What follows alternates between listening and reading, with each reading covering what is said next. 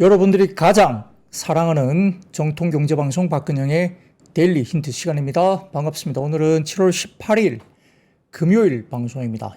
이제 비가 서울 쪽은 조금 이제 그쳤습니다만 비 피해가 너무 심해서 여러분들 지방에 계신 분들, 특히 이제 충청권에 계신 분들 좀 조심하시면 좋을 것 같고요. 전라 지역도 비가 꽤 왔던 것 같은데 비 피해 없도록 조심하시면 좋겠습니다. 일주일이 훌쩍 지나갔습니다. 월요일 날이 언제였던지 바로 엊그제 같은데 벌써 금요일 마감 시황을 하게 되고 있습니다. 여러분들 시장이 좀 눅눅하고 끈적끈적하고 이렇게 좀 답답한 최근의 모습이긴 하지만 그래도 제 얼굴 쳐다보시면서 얼굴 뜯어 먹으셔도 돼요. 제 얼굴 쳐다보시면서 시장 이야기를 좀 들으시면 또 상쾌한 마음으로 마무리를 하실 수가 있을 것 같습니다. 7월 중순이 지나고 있습니다. 지난번 말씀드렸듯이 미국 시장이 7월 둘째 주까지 역대급으로 역사적으로 실적이 좋았고 상승률이 좋았다. 그리고 그 뒤에 조금 쉬어가는 모습이 혹시 나올 수도 있다는 이야기 드렸었는데요. 아니나 다를까 지금 시장이 조금 지수적으로는 좀 쉬어가고 있습니다. 급하게 많이 빠지지는 않고 있지만 순환매가 아주 많이 들어온다든지 좀 쉬어가는 지수단의 분위기가 나타나고 있기 때문에 분위기가 상당히 좋은 것이 아닌가 생각이 들고요. 좀 빠지면 사야지 사실 그렇게 기다리는 현재 수급도 꽤 있는 것 같아요. 현금을 들고 저도 고객들 현금 베이스를 좀 늘려놨고요.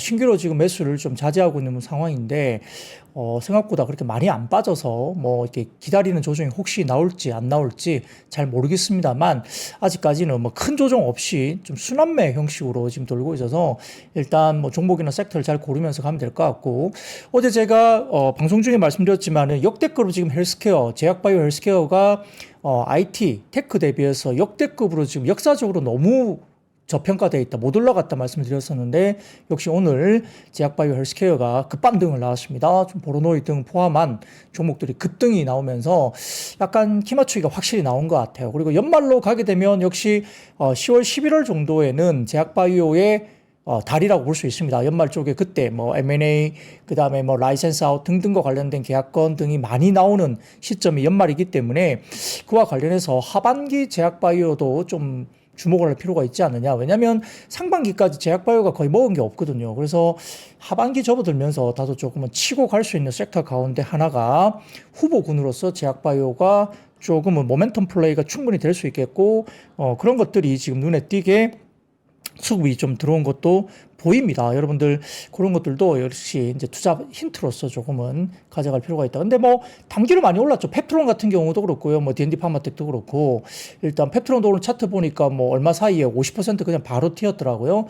그런 것들이 이제 단기 급반등이 나왔기 때문에 조금 조심은 해야 되겠습니다만 그럼에도 불구하고 일단은 하반기에 좀 치고 갈 수 있는 섹터 후보군 가운데 하나가 될 수도 있지 않을까 생각도 듭니다.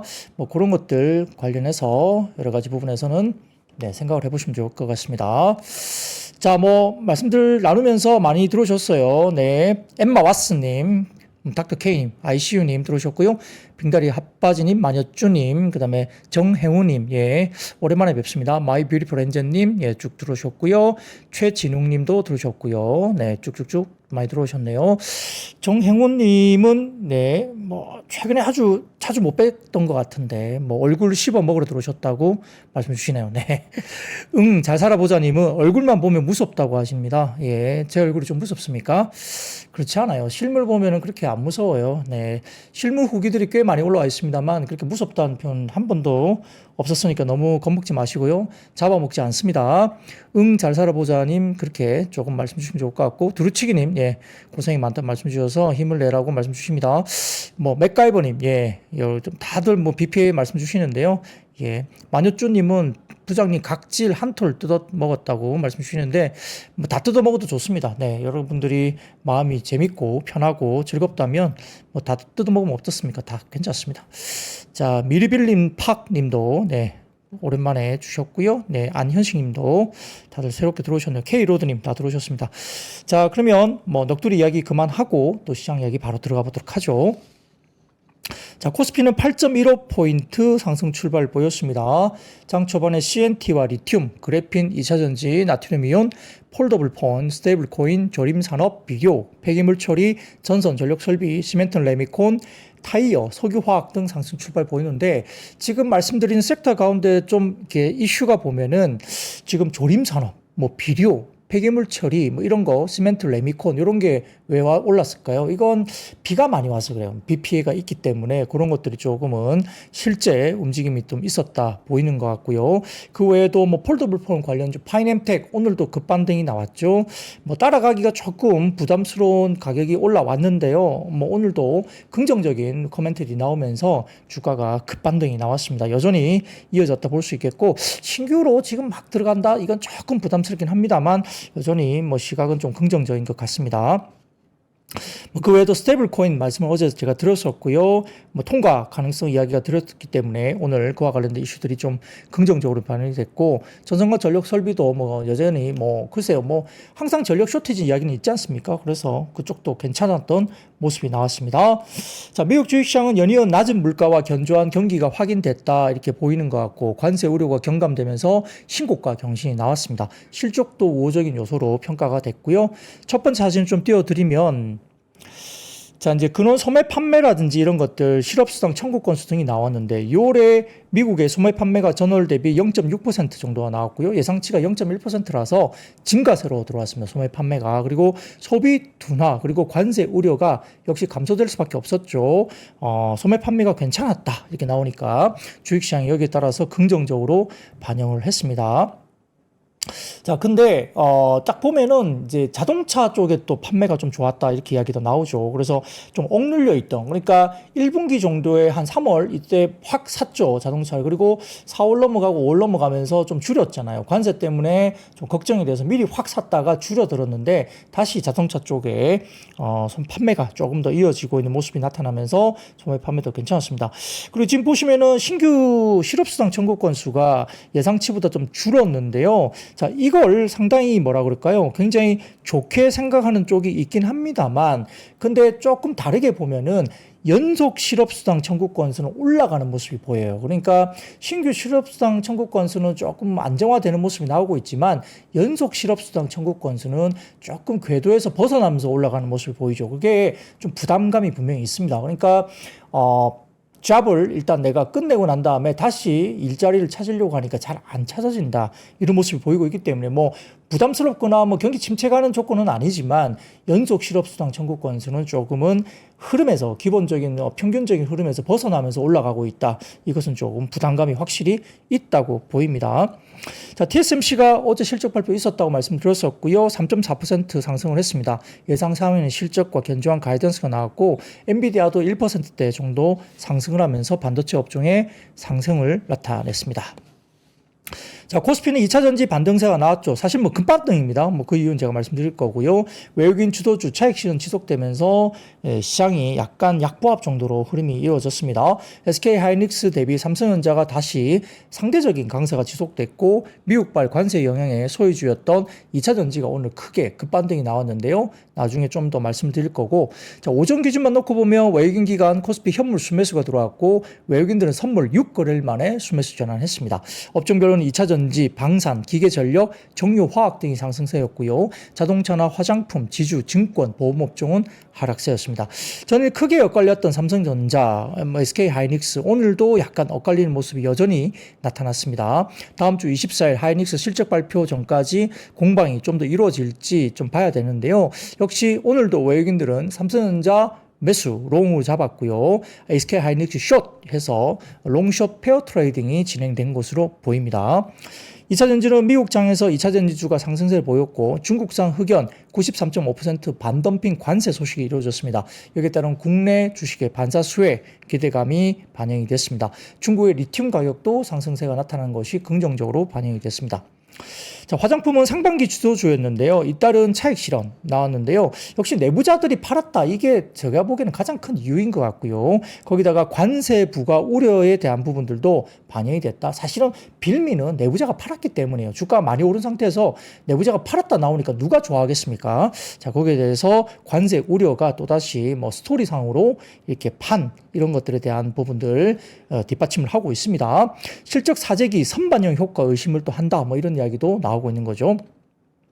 자, 경종라비엔 특징주로서 수출 확대와 순이익 증가 구간에서 주가 소외됐던 저평가주로 평가가 됐고요. 매수에 유입되면서 반등을 줬습니다. 자, 이거 보일라 누가 그렇게 살까 하지만 사실 수출주 지표가 상당히 좋은 종목으로 보입니다. 자, 코스닥은 2차전지 급반등 그리고 바이오텍 강세가 지속됐습니다. 코스피 대비 3개월 연속 상대적인 강세 보였고요. 알테오젠이 약간의 약보합 흐름을 가다가 종가 무릎은 강보합으로 마무리를 됐는데요. 보로노이가 급반등이 나왔고요. 리가켄 바이오 종목 상승세 지속이 나타났고 에코크로 그룹주도 오늘 급등이 나왔습니다. 바이오는 제가 어제 말씀을 좀 드렸었기 때문에 여전히 좀 기대해 볼 만하다 말씀드렸는데 오늘 글쎄요 약간 우연인지 모르겠지만 바이오가 급등을 나타내서 깜짝 놀랐습니다. 자, 그리고 파이nem텍 여전히 오늘도 역시 급등이었습니다. 애플의 폴더블 수혜 기대감이 지속됐고요. 내장 힌지 독점 공급권 확보 보도도 나오기도 했습니다. 자, 전일 미국 증시가 강한 소비 지표와 함께 상승했음에도 불구하고 국내 증시는 3,200포인트 선에서 시초가를 형성하고 그 뒤에 장중에 하락세를 나타내다가 흐지부지 이렇게 나타나고 있습니다. 전반적으로 최근에 가팔랐던 상승 이후에 과열해서 매물 소화 과정이 나타나고 있다 보이고 순환매가 아주 강하게 나타난다고 보입니다. 자, 그리고 특히 오늘은 금융, 지휘사와 함께 화장품, 음식료 등 최근 가파른 상승세를 보였던 업종들은 차익 실현 매물이 출회됐고 하락했습니다. 반면 장기간 소외되어 왔던 2차전지 업종이 급등을 했고요. 미국이 중국산 흑연 93%에 달하는 반덤핑 관세 부과 반사수의 기대감 있었겠지만 최근에 순환매가 진행되면서 헬스케어도 상반기에 별로 못 먹었어요. 근데 헬스케어가 급반등이 나왔고 2차전지 급반등, 순환매로 형성이 된다 볼 수 있습니다. 수급적으로 외인과 기관은 동시 매수세가 유입되고 있지만 규모는 크지 않은 편이고요. 전일 미국에서 암호화폐 산업과 스테이블코인 법안이 하원을 통과하면서 개인 수급이 빠져나간 영향 또한 있을 것으로 추정이 됩니다. 코스피 거래대금 오후 2시까지 10조 원을 미달하면서 부진했던 반면 오늘 코인 거래소인 업비트 기준 24시간 거래량이 9조 5천억까지 기록하면서 이 코인 쪽으로 자금이 이동한 것 같아요. 개인 자금이 그쪽으로 많이 또 넘어간 것으로 보이기도 합니다. 화장업종 오늘 약세가 두드러졌습니다. 한국콜마르 코스맥스, APR 실리콘트 관련된 대미 수출 증가가 일시적인 선수요일 수도 있다는 우려 기사가 나오기도 했습니다. 여기에 따라서 반등이 좀 희박하게 나왔고 상당히 급락을 하는 종목도 보였는데요. 근데 저는 아까 말씀드렸지만 그것보다는 내부자가 이미 팔았다는 공시가 나왔기 때문에 그게 더 저는 센티적으로 부정적인지 아닌가 싶습니다. 팔았죠. 가격을 팔 이유가 뭐 있어요, 좋으면. 근데 팔았죠. 그러니까 결국은 좋게 갈 수가 없는 거죠. 자, 정치권의 증시 부양, 자사주 소각 등의 정책 기대감에 상승했던 한국금융지주와 메리츠 증권 등 증권업종이라든지 삼성생명, 하나손해보험, 보험업종 상승 부담과 이슈 소화 이후에 차익 실현 반복이 됐습니다. 증권업종에 대해서는 오늘 리포트가 나왔는데요. 현재 밸류에이션에 대한 의구심이 좀 나와 있다라는 리포트가 좀 보수적인 리포트가 나왔습니다. 한편 2차전지 업종은 미국의 중국산 흑연 반덤핑 관세 아까 말씀을 드렸었고요. 태양광 업종도 미국의 태양광 업체들이 정부의 인도네시아, 인도, 라오스산 태양광 패널에 반덤핑 관세 부과 요청했다는 소식 때문에 한화솔루션, 오시아홀딩스, 대주전자재료 등 강세가 일부 나타나기도 했습니다. 자, 휴대폰 부품주 강세 지속됐습니다. 특히 파이nem텍이 전일 신규 시설 투자 공시와 이어서 기술력 바탕으로 애플의 폴더블 폰 공급망 내 독점적 지위 확보 전망에 상승이 지속됐고 PI 첨단 소재나 UTI 등도 일부 상승을 같이 했습니다. 자, 업종의 탑3는 기계장비와 전기전자 비금속이고요. 업종의 바텀3는 보험과 유통, 증권주가 되겠습니다. 자, 연초부터 5월까지 수익률 최하위 관련된 업종을 좀 지켜보자면 헬스케어가 5월까지 수익률이 최하위였습니다. 마이너스 6%, 자동차가 마이너스 6%, IT 가전이 마이너스 22% 정도가 됐고요. 비철, 그 다음에 목재가 마이너스 16%, 화학이 마이너스 7%였습니다. 뭐 헬스케어가 제일 많이 빠진 건 아니네요. 뭐 IT 가전이 마이너스 22%였는데 아무튼 이렇게 연초부터 5월까지 수익률 최하위 업종들이 이렇게 나열이 됐는데 자 7월달 접어들면서 업종별 수익률 최상위를 읊어드리면 철강이 플러스 16%로 제일 높고요. 헬스케어가 플러스 12%. 근데 오늘 올랐으니까 더 올라갔겠죠. 화학도 플러스 11% 등으로 최근에 소외 업종과 소외주들이 반등세가 아주 강하게 나타났다. 키 맞추기로 순환매가 나타났다고 볼 수 있습니다. 자동차 주가 부진이 있는데요. 역시 아까 말씀드렸던 그 철강, 화학, 그리고 전일 헬스케어, 오늘도 헬스케어죠. 바이오, 그리고 오늘 2차전지, IT 가전 반등으로 수익률 키 맞추기가 남았는데 결국은 여기 중에 남은 게 뭡니까? 자동차도 자동차. 이게 답답해요. 자동차는 연초에도 수익률 부진인데 지금도 아직까지 순환매가 안 온 게 자동차예요. 예, 그러니까 답답합니다. 자, 자동차 주가 부진으로 배당 수익률은 개선이 되고 있는 상황입니다. 기존 배당주인 금융, 지주 대비 배당 수익률이 높아지면서 자동차가 배당 매력이 높아지고 있는 점에 주목을 하자는 분석이 있는데 과연 남아있는 상반기 부진 섹터즈 가운데 순환매가 제대로 들어오지 않은 이 자동차 과연 배당 수익률이 매력적이어서 들어올까? 이것도 하나의 상당히 좀 지켜볼 만한 변수로 될 수도 있겠습니다. 답답하시죠, 자동차. 네. 참, 유일하게 혼자서 또 못 가고 있습니다. 네, 좀 답답하죠. 네. 엄마 왓슨님, 예, 자동차 답답하다고 말씀 올리고 있습니다. 자, 그래서 이 답답하지 않게 좀 올랐으면 하는 생각도 저도 있어요. 아, 이게 정말 왜 못 갈까요? 저평가인데요. 예, 참 답답합니다. 자, 그런 것들 가지고 한번 시장에 대한 이야기를 한번 해보도록 하겠습니다. 자, 그러면 매크로 지표 하나만 보고 갈까요? 자, 하나증권의 자료 한번 띄워주시면요, 요겁니다. 요게 뭐냐면 이제 MSCI 코리아 인덱스 관련된 25년 3분기 편출입 후보군입니다. 종목 후보군인데요. 자, 여기 보시면은 LIG 넥스원 같은 경우는 거의 뭐 이렇게 충족 됐다고 보입니다. 그래서 지금 뭐 오늘 종가부터 월말일까지 편입 종목군의 허들을 넘어야 신규 편입이 가능한데 말씀드렸듯이 지금 이 표에 따르면 LIG 넥스원은 거의 확정으로 볼 수 있겠죠. 그러면 자금 유입이 좀 더 된다고 볼 수 있는 상황이고요.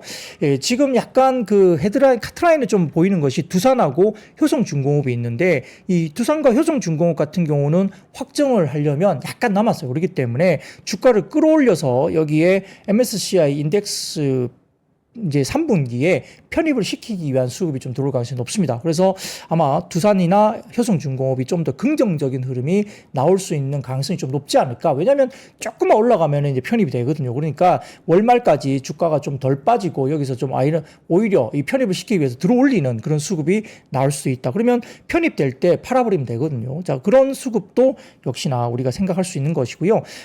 마린솔루션이나 현대미포, 현대건설 등은 종목수 증가 이슈가 없다면 아마 다음 11월 달 신규 편입 가능성 상위 종목으로 아마 분류를 하나증권에서는 하고 있는 것 같습니다. 그래서 좀 신규로 봐야 될 것은 역시 LIG 넥슨은 확정이기 때문에 뭐 크게 급락이 없으면 들어간다 보시면 될 것 같고 지금 두산하고 효성중공업이 3분기 편출입 종목 후보군으로서 아마 좀 가능성이 이제 거의 왔기 때문에 아마 좀 더 주가를 들어올리면서 여기에서 이제 뭐 수급이 들어오면 그죠? 예, 쏘아 올리면서 그때 수급 들어올 때 거기다 파는 그런 플레이가 좀 가능할 수도 있다. 이런 것들도 우리가 그냥 투자 아이디로서 한번 생각해 볼 수도 있습니다.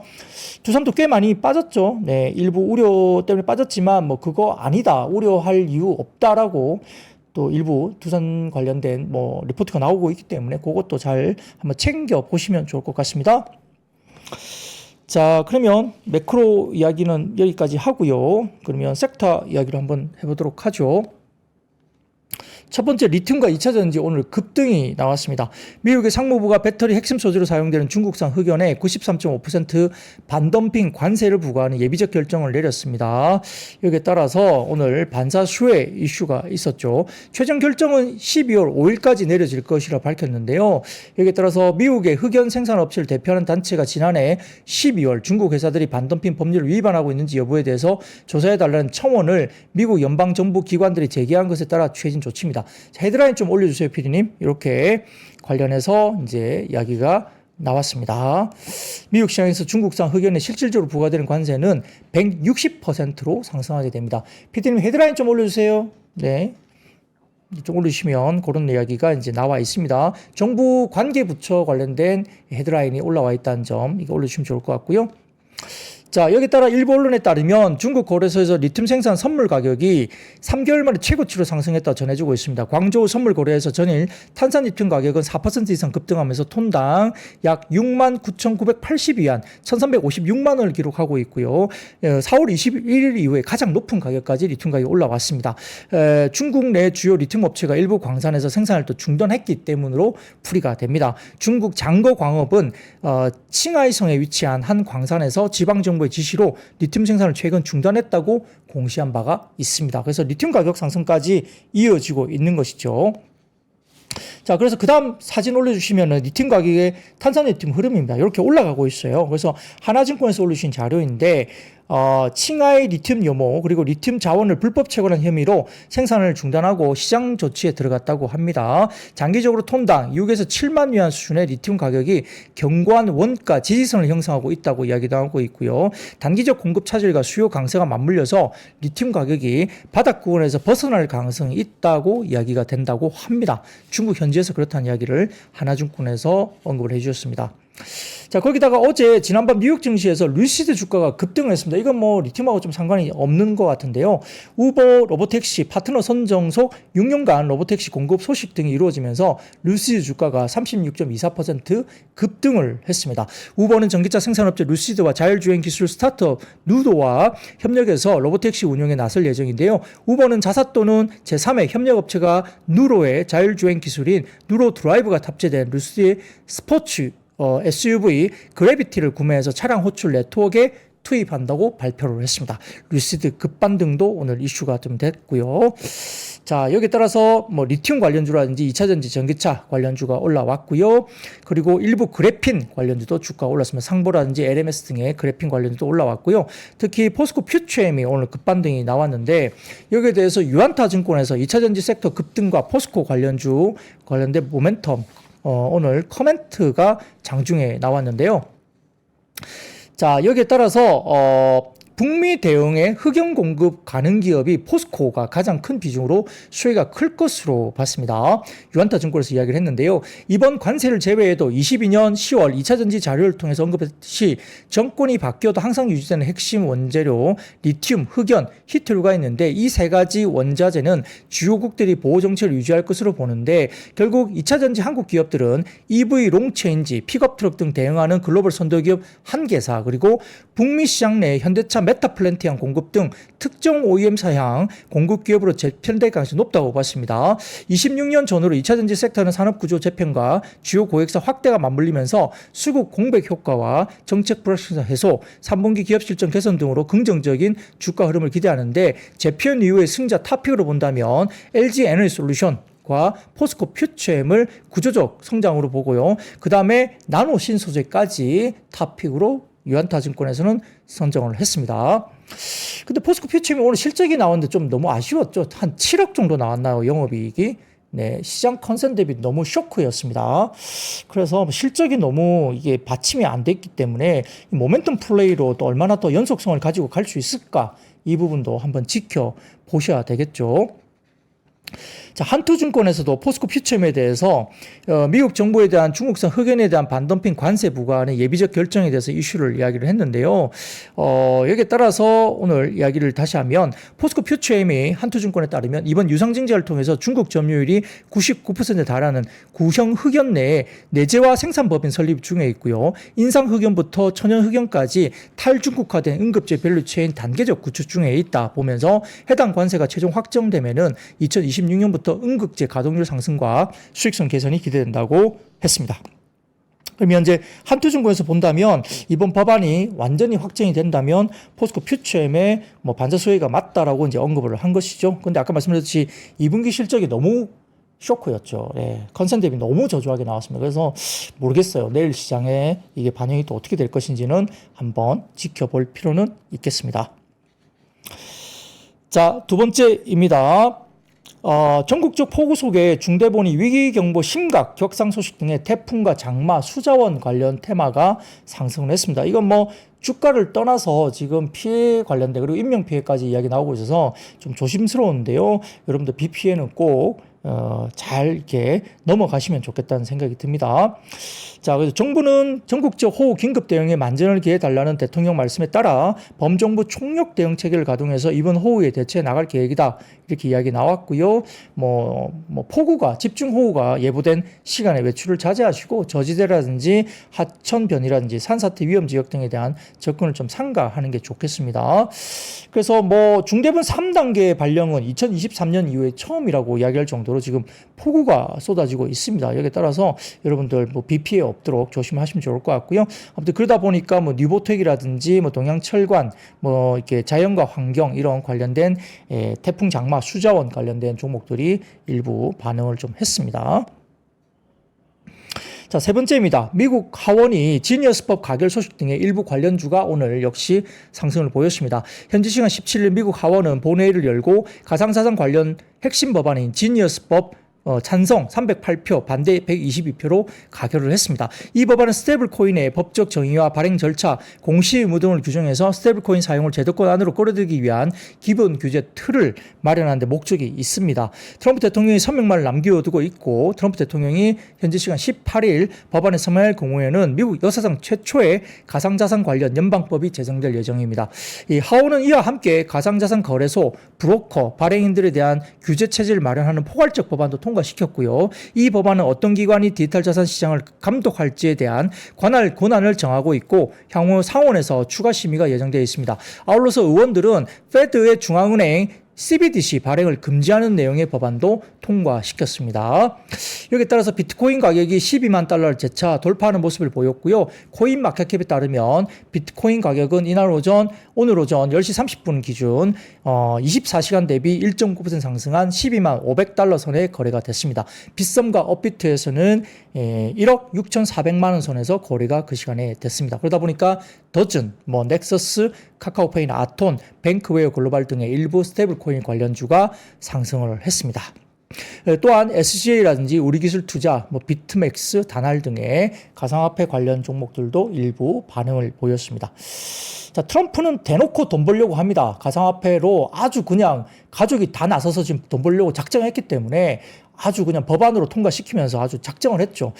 탐리 같은 경우도 지금 가상화폐 비트코인이 한 25만 달러 정도까지 갈 것으로 이야기를 했다고 하죠. 최근에 그렇게 강세론자로 이야기를 하고 있는 상황인데요.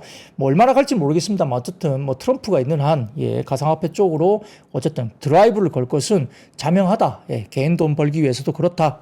보입니다. 자, 그 다음 사진 보여드릴게요. 자, 그러니까 트럼프가 아주 대놓고 나섰습니다. 이게 트럼프가 이렇게 하고 있는데 트럼프 대통령이 9조 달러 규모의 미국 퇴직연금 시장을 기존에 안 되던 암호화폐, 금, 사모펀드 투자에 개방을 하겠다라는 계획을 밝혔습니다. 그러니까 대놓고 이제 막 올리겠다는 이야기죠. 미국인의 저축 관리 방식을 근본적으로 변화시킬 수 있는 조치인데요. 트럼프 대통령이 이번 주 주중으로 주식과 채권에 국한되지 않고 다양한 대체 자산에 투자할 수 있도록 401k 플랜을 개방하는 행정명령에 서명할 예정이라고 밝혔습니다. 이번 행정명령으로 투자 범위가 디지털 자산부터 금속, 기업의 인수합병, 사모대출, 인프라 거래 등의 초점을 맡은 펀드까지 광범위하게 확대할 것이다 봤습니다. 관계자들에 따르면 행정명령은 워싱턴 규제 당국의 401k 가입자들이 사용하는 전문 운용 펀드에 이러한 대체자산이 포함될 수 있도록 남아있는 규제 장벽을 모두 조사하도록 지시했다고 합니다. 백악관은 파이낸셜 타임즈에 트럼프 대통령은 미국 서민들의 번영을 되찾고 경제적 미래를 보호하는 데 전념하고 있는데 어떤 결정도 트럼프 대통령이 직접 밝히지 않는 한 공식적인 것으로 간주되지 않는다고 밝혔다고 하죠. 미국에서 401k 플랜은 근로자들이 세금 없이 급여의 일부를 상장증권에 투자하여 은퇴 자금을 마련하는 가장 대중적인 방법 중에 하나인데 대부분의 투자는 공모주식과 채권, 뮤추얼 펀드에 집중되어 있습니다. 근데 이걸 갖다가 아까 말씀드렸던 암호화폐나 금, 사모펀드 투자에 개방한다는 이야기죠. 자, 그래서 이 대놓고 이거 사라는 이야기잖아요. 그러니까 아주 대놓고 이야기합니다. 네, 트럼프 일가 또한 암호화폐에 적극 투자하고 있고요. 상장사의 트럼프 메디어 앤드 테크놀로지 그룹을 통해서 비트코인 등 디지털 자산 20억 달러 이상을 매입하는 계약을 체결했습니다. 또한 자체 스테이블 코인과 기타 고가치 디지털 토큰도 출시를 했죠. 예, 본인 장사합니다. 트럼프 정부는 이미 퇴직연금 계좌에서 암호화폐 사용에 대한 규제를 완화하기 시작했고, 노동부는 5월 401k 플랜 관리자가 암호화폐 투자 옵션을 제공하는 것을 억제하던 바이든 행정부 시절의 지침을 철회했습니다. 암호화폐 외에도 이번 행정명령은 블랙스톤, 아폴로, 블랙론과 같은 세계 최대 사모펀드 운용사들에게도 유리하게 작용할 것으로 보고 있는 상황이죠. 자, 이들 기업은 일반 퇴직 저축자의 자금을 운용하는 것을 미래 성장 동력으로 살고 있기 때문에 자, 이들에게 아주 족쇄를 풀어주는 것이죠. 네, 그래서 뭐 월가에서는 환호하겠죠. 네, 월가에서는 환호할 겁니다. 트럼프하고 같이 니즈가 맞기 때문에 네, 아마 굉장히 환호를 할 걸로 보입니다. 자, 뭐 이런 것들 관련해서 이야기가 나옵니다. 그래서 이제 삼성증권이 이런 이야기를 하죠. 이제 트럼프의 행보에 대해서 삼성증권 이제 아마 개인 애널리스트 개인 사견인 것 같은데요. 이런 이야기 재밌어서 제가 가봐왔어요. 자, 크립토는 화폐는 결국 집단적 믿음에 기반하고 있다는 사실을 적나라하게 보여주는 사례라고 이제 코멘트를 하시더라고요.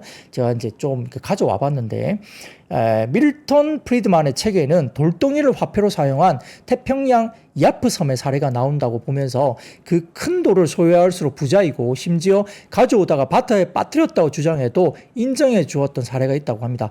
그 섬을 점령한 독일인들이 강제로 일을 시키려고 했는데 말을 안 들어서 돌에다가 X 표시를 해서 돌을 빼앗았더니 겨우 일을 했다는 이야기도 전해진다고 하죠. X 표시를 지웠더니 행복해하더라라는 후입단도 있었다. 뭐 이런 개인 사견도 좀 말씀을 주셨는데요.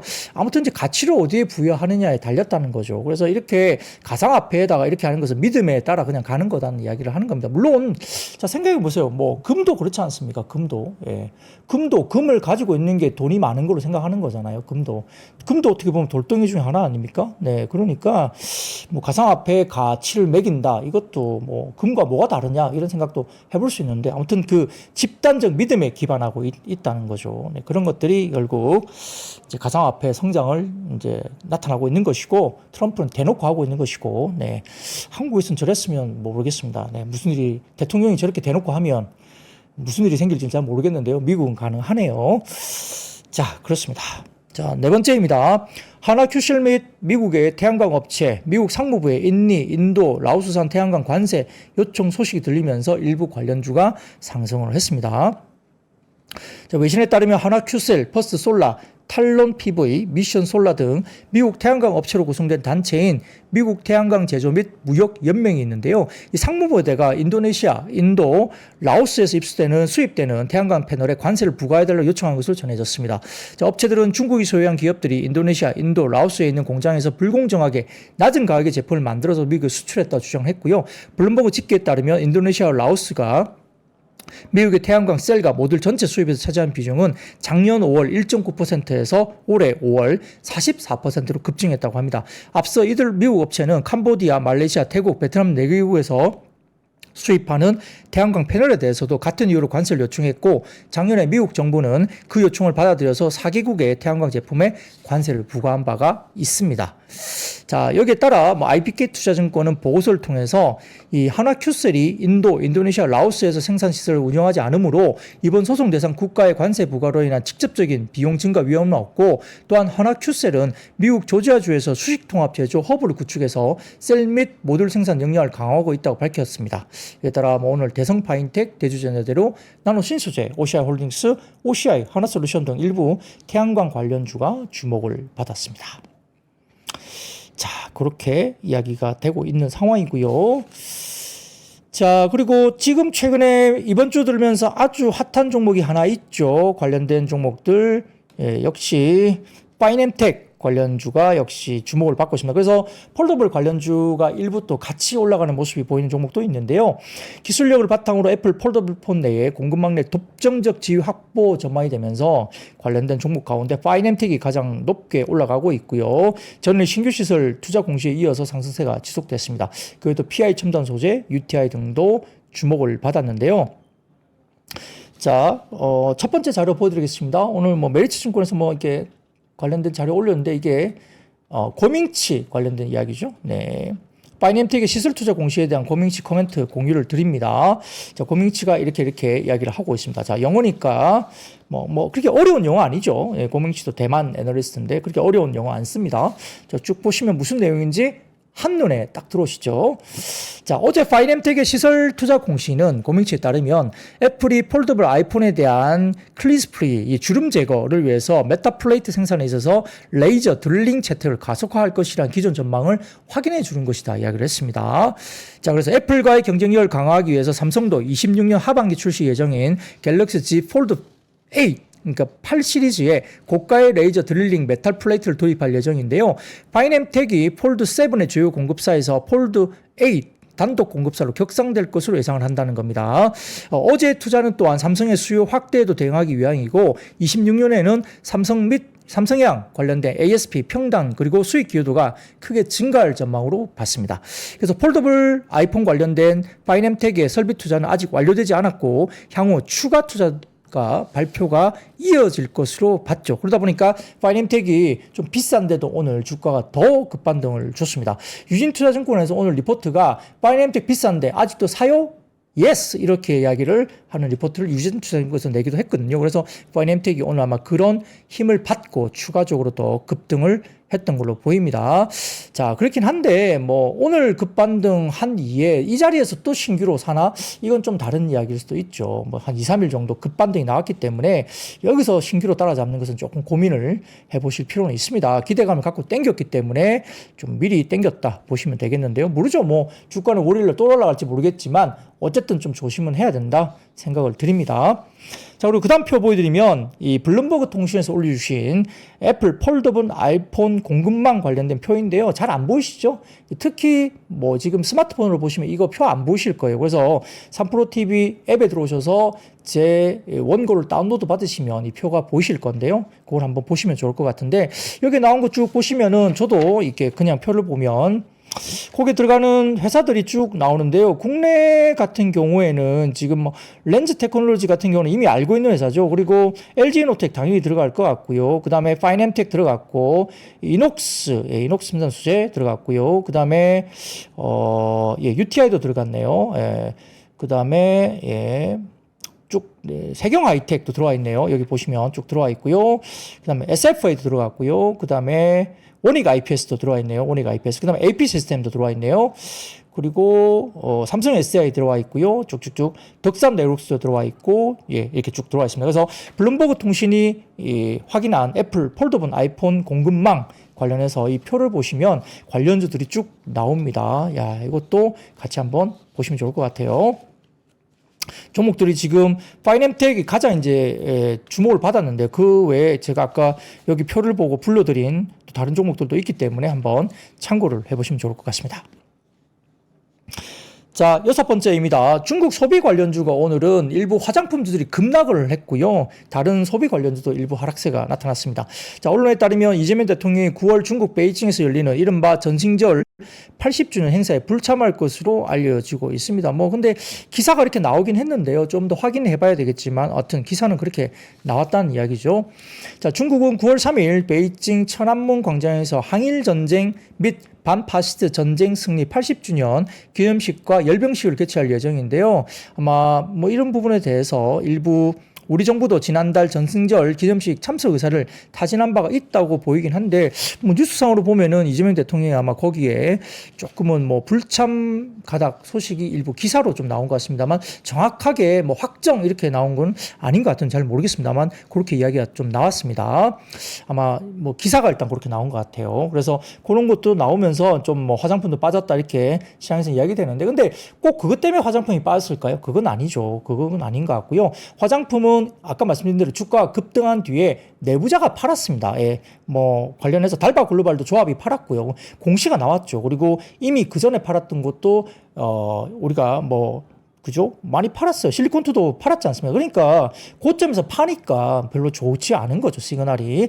그런 것들도 있는 거고요. 웬만큼 어닝 서프라이즈가 나오지 않으면 메이크업이 만만치 않을 수 있다. 이런 생각을 해볼 수 있습니다. 그래서 오늘 일단은 화장품주의 급락이 좀 많이 눈에 띄었고요. 패션 의류 쪽도 조금 이제 오늘 조정을 받았고 여행 항공주도 이제 좀 빠졌고요.